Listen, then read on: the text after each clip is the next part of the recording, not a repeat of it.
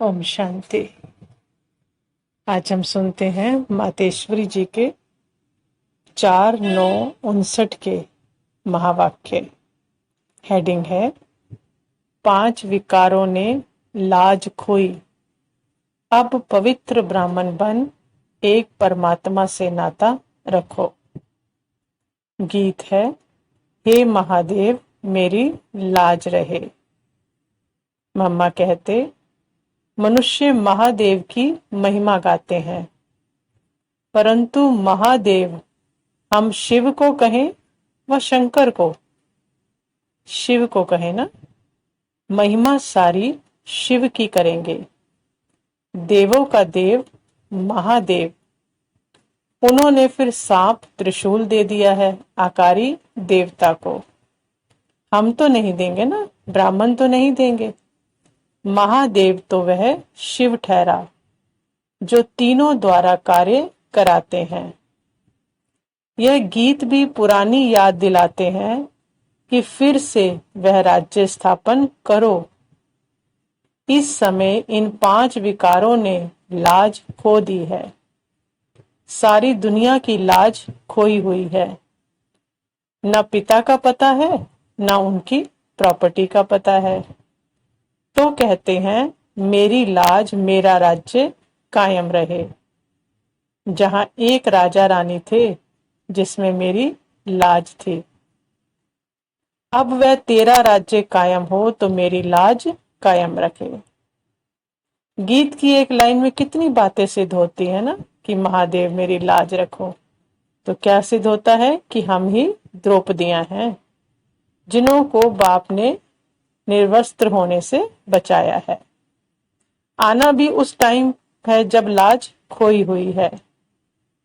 कलयुग के अंत में ही तो उनको आना पड़े, परंतु मनुष्य कहते हैं कि कलयुग अभी बच्चा है। इस ख्याल से तो अभी अधर्म और बढ़ेगा। फिर यही सिद्ध करते हैं कि जब बिल्कुल बूढ़ा होगा तब परमात्मा आएगा। ऐसे तो नहीं कहते कि कलयुग जब छोटा हो तब आकर विनाश करें। तो उन्हों के हिसाब अनुसार भी कलयुग के अंत में अति धर्म गलानी होती है, तब आते हैं। द्वापर में तो रजो प्रधान था। फिर अगर पहले से ही आकर ब्रेक देवे तो अधर्म बढ़े ही ना।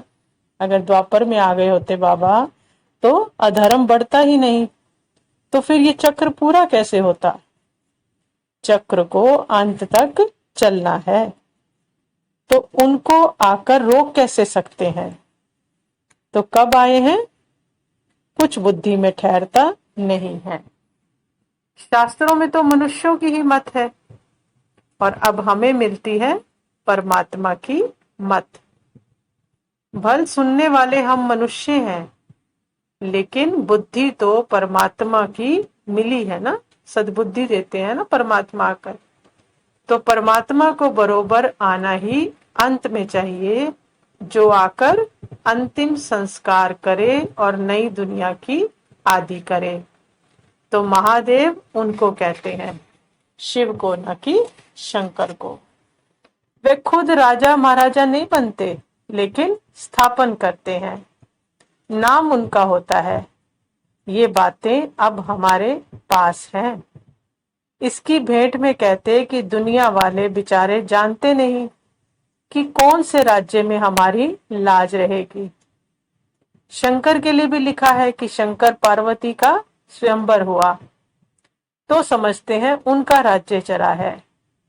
लेकिन वह तो है आकारी देवताएं। राज्य तो साकार देवताओं का चला है, और वो साकार में तो आते नहीं हैं। मम्मा कहते, दुनिया तो समझती जब से नर नारी बने हैं तो ये विकार भी चलते आए हैं, इस बिगड़ दुनिया चल नहीं सकती। लेकिन देवताओं को क्या कहते हैं? संपूर्ण निर्विकारी। निर्विकारी प्रवृत्ति भी चली है ना। उन्होंने तो बहुत कहानियां बना दी हैं। सत्यनारायण की कथा, अमर कथा की, अमरनाथ की कथा, कितनी कथाएं बताई हैं। अनेक कथाएं हैं अथवा कहानियां हैं। वास्तव में तो कहानी उनकी एक ही है। सत्यनारायण भी वही परमात्मा है। अमरनाथ भी परमात्मा को कहते हैं। वह एवर अमर है। नाथ सिर्फ उसको ही कहेंगे। सत्यनारायण भी वह है जो सत्य बताते हैं। और ब्रह्मा विष्णु शंकर का भी भेद बताने वाले कौन है? परमात्मा है। वह मूल एक क्रिएटर है। बाकी हम सब कौन है? देवताएं से लेकर अंत तक कौन है? उसकी क्रिएशन है। ब्रह्मा विष्णु का भी क्रिएटर वही है। ये तो हर एक अपना अपना कार्य करते हैं। स्थापना वाला विनाश नहीं कर सकता और विनाश वाला स्थापना नहीं कर सकता। तीनों कार्य कराने वाला एक परमात्मा है। वह भी कार्य इस सृष्टि पर करता है। सूक्ष्म वतन में तो कुछ चलता नहीं है। तो ये कहानी परमात्मा बैठ सुनाते हैं। एक ही कहानी में सब आ जाता है। चारों युग, वर्ण, सब धर्म उसमें आ जाते हैं। मम्मा कहते ऐसे नहीं सत्युग की अलग कहानी और त्रेता की अलग कहानी है। यह भी अभी यहाँ की ही बातें हैं। चार युग भी यहाँ भारत में ही कहते हैं।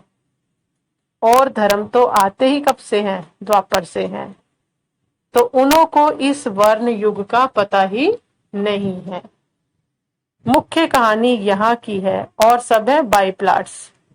बाई प्लाट्स में तो सारी कहानी नहीं होगी। मम्मा कहते यहाँ ब्राह्मण क्षत्रिय हैं, भले भिखारी हैं, परंतु ब्राह्मण कहलाते हैं ना दुनिया में। तो उन्हों को कितना मान देते हैं। उनका इतना मान क्यों होता है? क्योंकि इस समय सच्चे ब्राह्मण पवित्र बने हैं। अपवित्र से नाता ही नहीं है। नाता किससे है? एक परमात्मा से है, दूसरा अव्यक्त देवताओं से है, और तीसरा साकार में भी क्या है? सब माँ बाप और भाई बहन। दूसरा नाता ही नहीं है। यहाँ सिर्फ माँ बाप और कौन है? भाई बहन। इसलिए इतना मान है। यहाँ की यादगार के रूप में ही इतना मान है। जो सिर्फ नाम लगाते हैं उन्हों का भी मान होता है। ऐसा कुल तो देवताओं का भी नहीं है। क्यों? क्योंकि उन्हों की भी कलाएं नीचे होती जाती हैं। देवता बनते ही अगले दिन से क्या होगा? कला नीचे उतरेगी। और यहाँ ब्राह्मण बनते ही एकदम ऊपर चढ़ते हैं। यहाँ कलाएं कहाँ जा रही हैं? ऊपर। और वहां कहाँ आएंगी? नीचे। तो कहाँ की बातें कहाँ ले गए हैं। मम्मा कहते वह गीत दूसरे जब सुनेंगे तो सांप त्रिशूल वाले शंकर को याद करेंगे। वो कहते ना महादेव लाज रखो, तो किसको याद करेंगे? शंकर को। तुम उसका भी अर्थ करेंगे कि माया रूपी सांप को जीता है। किससे? ज्ञान त्रिशूल से। त्रिनेत्री बन गए ना, त्रिकालदर्शी बन गए। तो त्रिकालदर्शी बनते त्रिशूल से हमने क्या कर लिया? माया रूपी सांप को जीत लिया। बाकी ऐसे 3 आंख वाले, 10 शीश वाले, 4 भुजा वाले मनुष्य होते नहीं। आगे तो समझते थे ऊपर ऐसी कोई दुनिया है, लेकिन बाबा समझाते हैं ऊपर नीचे कोई दुनिया नहीं है। यही मनुष्य सृष्टि है। लोग तो मूंझ गए हैं। ऊपर एरोप्लेन भेजते हैं देखने के लिए कि कोई दुनिया है क्या, लेकिन है तो यही दुनिया। सूक्ष्म वतन में भी जाकर साक्षात्कार कर वापस आते हैं। वहां बैठ तो नहीं जाते ना।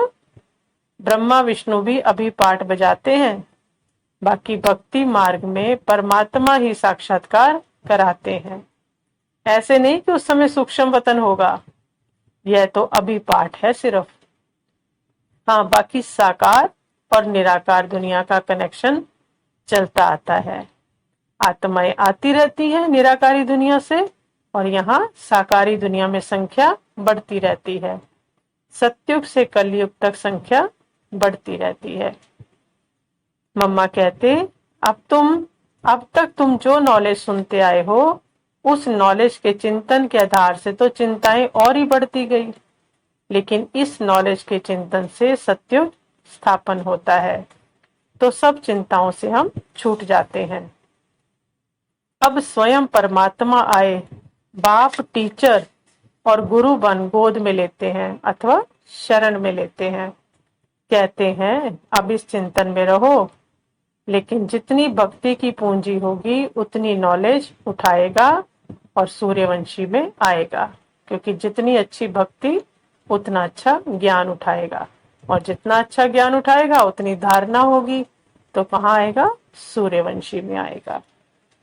अच्छा, ओम शांति।